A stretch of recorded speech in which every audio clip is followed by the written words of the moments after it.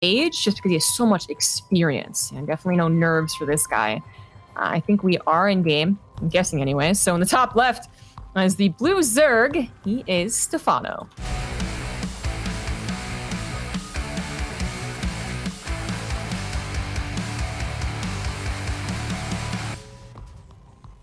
And spawning over in the bottom right-hand side as our red Terran, it is MilkiCow.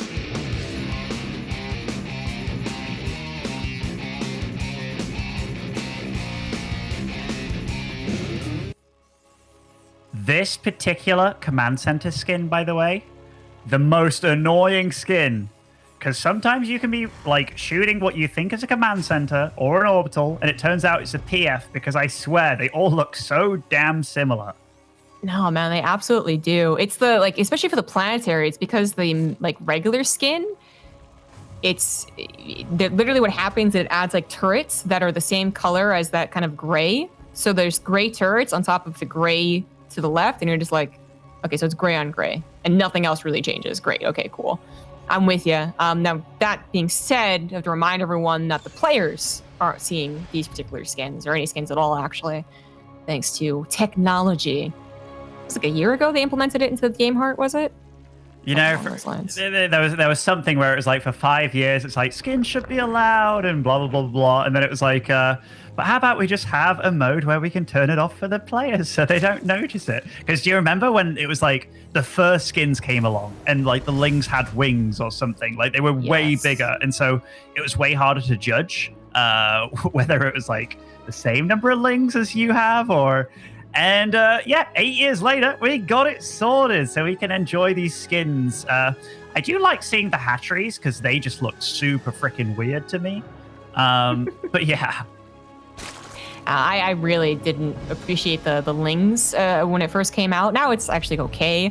And then I laughed at the Depot and Overlord skin where like the Overlord got like a comb over, and I was like, okay, yeah, sure, that's a skin, I guess. But now, of course, we're in a pretty cool place where there's a lot of different options, but it absolutely makes sense to make the players not see them. Probably the most infamous one is, the Tumbling Claws and the new Roach skin. That's caused quite a few, debates, restarts in previous tournaments. So we're in a really good place now, thankfully for StarCraft. For me personally, some of my most hated skins, and this is obviously a really good topic during a StarCraft cast to talk about your least favorite skins and stuff, but when Stalkers and Immortals basically look the same. Yeah. That's the, is it the Purifier? I don't remember what it's called, but I know exactly what you're talking about, and it's hard to disagree. You kind of just are like, oh, shoot, that is an Immortal. I remember like walking into an army, and I was like, gosh, these Stalkers deal way more damage than I thought they did. And then, I lost the game kind of thing. But yeah. So MilkiCow, he's already started this game off a little strangely, right? Like 2 Reapers isn't something that you normally see from a Terran early game. Like you normally get 1 to be a bit of a punching bag for the rest of your Hellions. But he's gone for 2, getting like a single Hellion out and then getting reactive Marines. So... very unusual opening by MilkiCow. And wait, what? What? Okay. You thought the Starport was fine for the reactor as well? Yeah. I was like, it's a TVZ, right? Are you going to get like, Vikings? All right, this makes more sense. So, I mean, it's kind of a weird way to get to it, though, but it is going into Hellion Banshee. Yeah. I kind of like the fact that he's doing something a little bit kind of offbeat here. Like it's maybe his own little kind of way of doing it. And, I mean, these Reapers, given that he's got 2 of them to take damage and take hits, he can kind of juggle about a little bit better than usual, I suppose. Okay, yeah. Well, Stephano has been just droning. Nothing nefarious on his side of the map. In fact, double evolution chamber just came down, so really expecting those faster upgrades. And that means that there's not going to be much about the mutas for a while, if we even see mutas. We talked about lurkers. Could you see a Hydralisk Den go down? And I wouldn't be too shocked. That's what MilkiCow's going to want to pay attention to as well. Hopefully he's going to get some damage done with his Banshees, but as far as, their defensive properties, Stephano's not doing anything with Roaches. Anyway, you can see MilkiCow go for a different build in the next game, something that's maybe a bit greedier, as we talked about the 3CC, right? Well, this is actually a pretty safe opener, and I feel like you just kind of have to hope that you can deal damage with the Banshees against some of the better Zergs, or you got to be Clem, who still finds like 14 drones. Yeah, I feel that Stephano's Well, he's been dealing with Banshees for a long time, right? So he's got his Spore in a good location, brings over some Queens. He's still trying to spread creep against these Hellions, and MilkiCow takes out a couple of the Tumors, but this is kind of like what Stephano would like, because he traded the Hellion for the creep tumor. And we do see that Stephano, he is just ramping up on the drones. Like, he's now at 61 versus 45, still just pressing down that drone key. And it doesn't look like he even needs to slow down, because when is the next wave of aggression going to come out of MilkiCow? In fact, MilkiCow, he's going up to his third Banshee here, so this is very unorthodox by him. It's exactly what I was noticing as well. So that also is going to be like, instead of having 1, 3, 5 barracks, it's 1, and then he slaps all 4 of them down at the same time. This kind of like mess with the build, and it's really arguable that a third Banshee helps that much. Already the 2 Banshees are kind of questionable if you don't do that damage, or if you're not up against a Roach player. There's even a point where like a lot of Terrans were like, nah, never do a Banshee opener. You know, I remember turning into Hero Marine stream, and that's what he was saying like a year ago. But to add the third one, I feel like you only do that if it's Roaches or you are doing damage, which MilkiCow is currently not doing, like losing a Banshee and almost losing the second one. That was really fancy, like drone control, like just kind of morphing and then unmorphing and then morphing, and he actually gets the Banshee from it as well, so it wasn't just useless. He's going to be a little bit ahead in the upgrades. He's getting that Infestation Pit as well. So far, we haven't had like a super tech choice come out of Stephano, which that is a bit unusual at this stage in time, but it's just going to be a lot of Ling Bane by the looks of it. Yeah, Ling Baneing into Ultras. I mean, I would say there are some Zergs who really like this, and obviously Stephano likes it enough, maybe on this map in particular. But we do usually see something more like a Spire or a Hydralisk play, with Spire still being kind of the most popular option. But up into those Ultras, MilkiCow hopefully going to be able to identify this, not necessarily because it's going to, I don't know, change his like push potential, but just, I don't know, like you don't want to be surprised by Ultras, right? And if you can try and push it, maybe you get into a neat position. Let's check out this map and its positions, right? I'm like, if Stephano had taken the base where the Queens currently are, or the Banshee currently is, then yes, there is a very neat position around those rocks. But since he took it over to the right side, oh my god, I was going to say, does MilkiCow know about the right side, but does MilkiCow know about these Lings coming in? Natural is completely wide open, since he went for a very forward wall off. A tank is going to be surrounded. The main base is also going to be under attack, and MilkiCow is attacked on the left was already looking a little bit odd. It didn't seem like it was going to really, you know, push into anything. Well, now it's just returning home anyways. These little happy Lings in the natural, those are the real killers here. I mean, MilkiCow is going to deal with this, but oh my goodness, 23 SCVs going down, and they're still falling. This isn't even cleaned up in the main, and yeah, those happy Lings, they've only just been noticed now by MilkiCow, and 31 SCVs falling, and oh, you're meant to be the one dealing damage, Terran, and here you are just taking so much of it. Like, Stephano, he's so far ahead this game. Like, MilkiCow, and look, oh my goodness, there are so many Banelings rolling in, but there's not even a mineral line to kill. So these Banelings are like, oh, okay, we're just gonna, oh, yeah, he just blows up his depots. I guess he realized he wouldn't be able to get the orbital. But I thought he was going to try for that one. Grabs 4 depots instead. All right. Not the best use usually of Banelings, but he seems to think he's in such a good position it doesn't matter. And he's right. Even the Banelings he has actually collecting units on the right side. Left side going to be a little bit more problematic. Not really. Sport Crawler goes down, but that is it. Stephano up 40 supply is on his way to Ultras, and how in the world is MilkiCow going to afford a transition to deal with those Ultras? I mean, MilkiCow, he's in such a bad spot here, and I'm still laughing about those bloody depots on the grid. Like, I've never seen Banelings just be like, oh, screw it. Like, they could have rolled through to try and get to the natural or anything. Like, yeah, I'm going to be laughing about that one for a while, but Stephano, he's just getting more and more ahead. Like, his drone count up to 82 now. He's getting 3 upgrades on the way, the adrenal glands as well. So that's when your Lings kind of, you know, they go from gear 5 to gear 6, really, in terms of how much damage they deal. And yeah, he's now up to 5 bases. The creep spread, MilkiCow did do a good job of denying the creep spread, but oh, you can't let a run by like that happen. Because I mean, like, yeah, our observer Mapu just showed it as that isn't really a full wall off. I mean, yeah, those depots, that's just kind of like a welcome sign almost. In fact, yeah, these depots are just kind of randomly placed.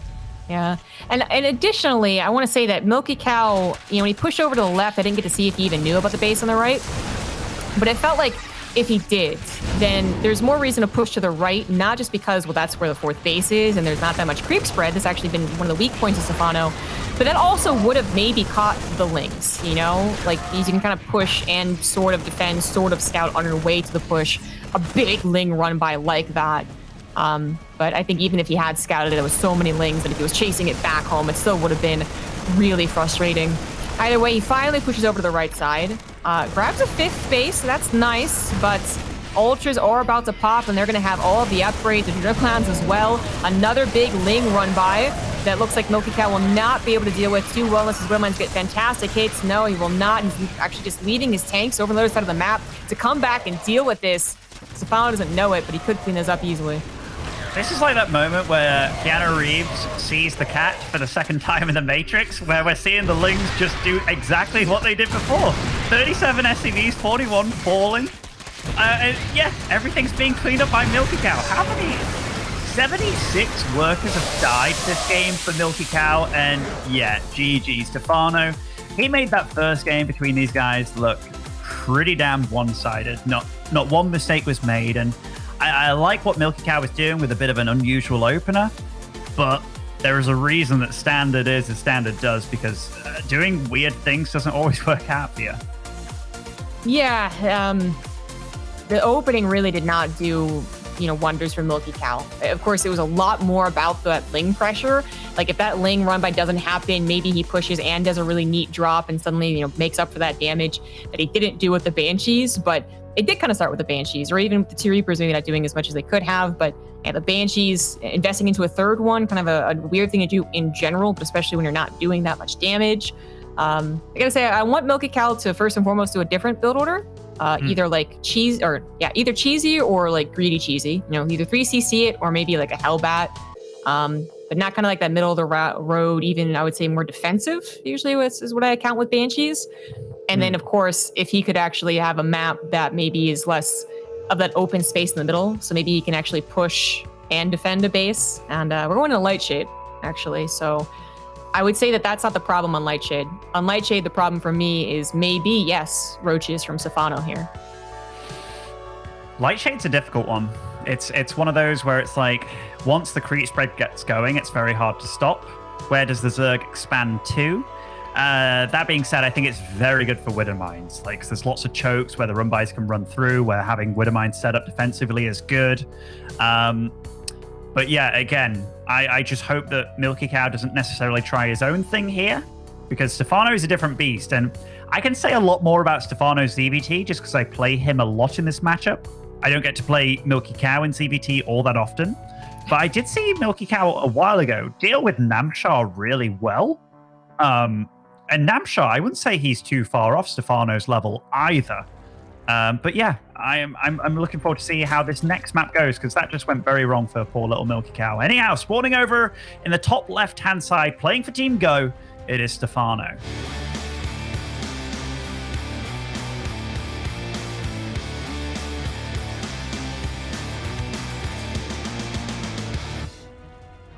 Indeed. It'd be almost cruel, I guess, to judge MilkiCow off that last game, considering how quickly it went poorly. In the bottom right, as the red Terran, we have MilkiCow.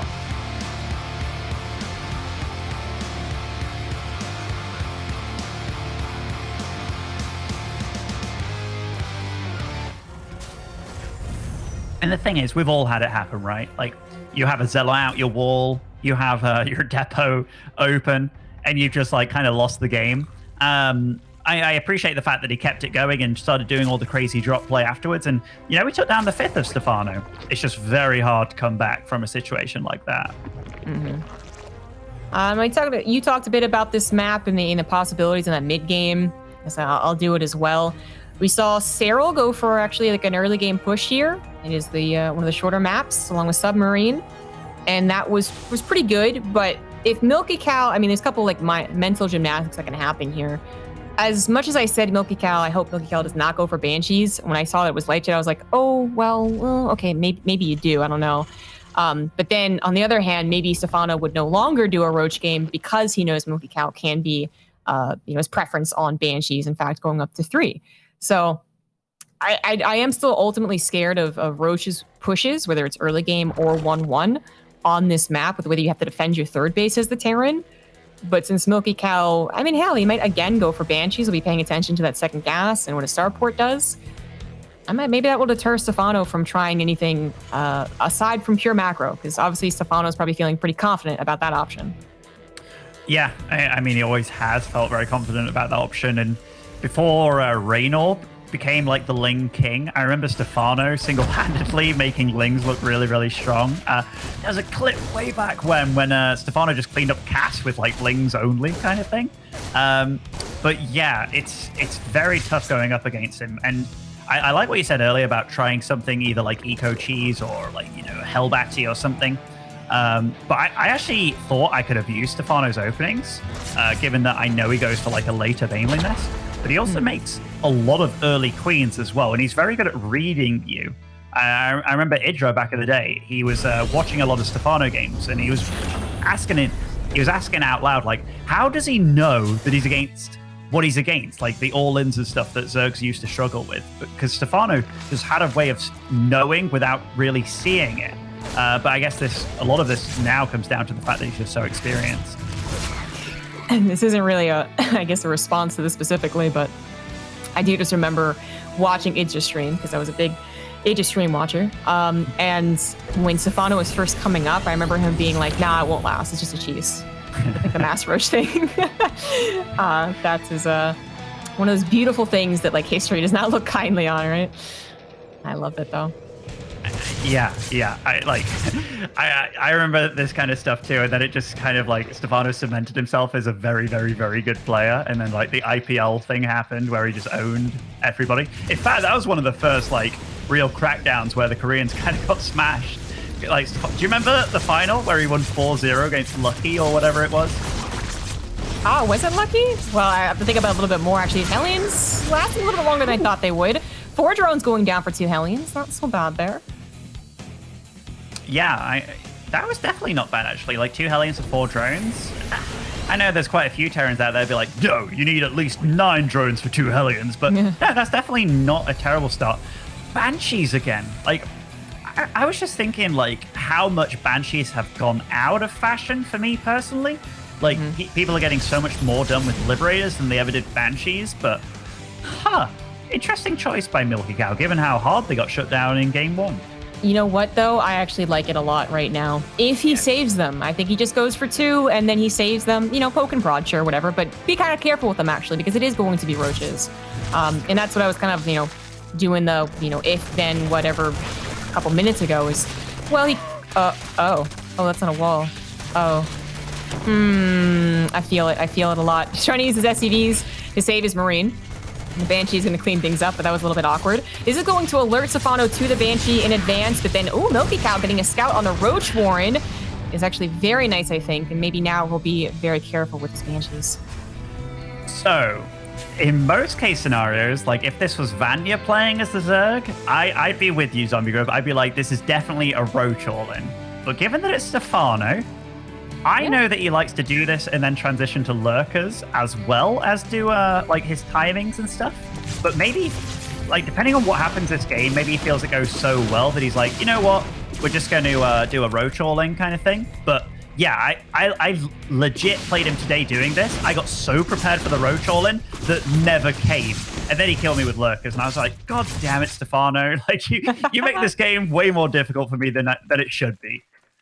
That is an excellent point and a good comparison. Ivania, 100%. We saw it earlier today. But for Stephano, maybe still actually playing around with the follow-up. As I was mentioning earlier, like, sometimes you just don't see follow-ups anymore. Oh, you already lost a Banshee. Don't lose the other one. God! No. Well, that one seems like it's going to go down no matter what. Okay, just cough on it. That's definitely... Oh. Also a Deja... Oh, my God. Okay, that was... Oh, wow. Okay. That was super sick by Stephano. Oh, no. Well, I mean, okay. I feel like even if, as you were saying, like maybe he goes into Hydras and Lurkers after this, maybe does the push, doesn't really commit to it. Now I feel like you really commit. I feel like you do. Like even when you have tanks and have the mental preparation and hell, you even have bunkers to defend against this push, on this map specifically. And when he didn't do any damage to your opponent ahead of time, I want to say it's impossible, but that is very dramatic. We did see Kira, after all, defend in probably not a keen way, a good way, but oh man, I think it'll be very, very good. MilkiCow, good luck, man. Yeah, definitely good luck. He's definitely positioning himself nicely with his tanks thus far, and Stephano isn't going for the 2-2. Like, this is very indicative of the fact that he's going to make a lot of units very quickly. His 1-1 finished up way before this push was actually happening, though, so maybe a little bit... maybe that just showed that there was potential to opt into something else, but yeah, there's even Lings being produced. That's when you run out of gas entirely, so yeah, this is a super all-in from Stephano, but MilkiCow, he has sniffed it out. Like, the bunkers are almost done, but this positioning here, it feels like he doesn't really know where it's coming from, and Stephano coming from the top. Yeah, he wanted a bunker up there, but that's not going to finish. His tanks were not properly protected, so every single one of them is going to go down. There's one of the natural really trying to help out, but the Ravage is still alive. They are going to target it down, and that's going to be it for the tanks. There we go. That's the last. Also the hit for the bio. MilkiCow, he knew he was up against, and if he had those Banshees, maybe it could have been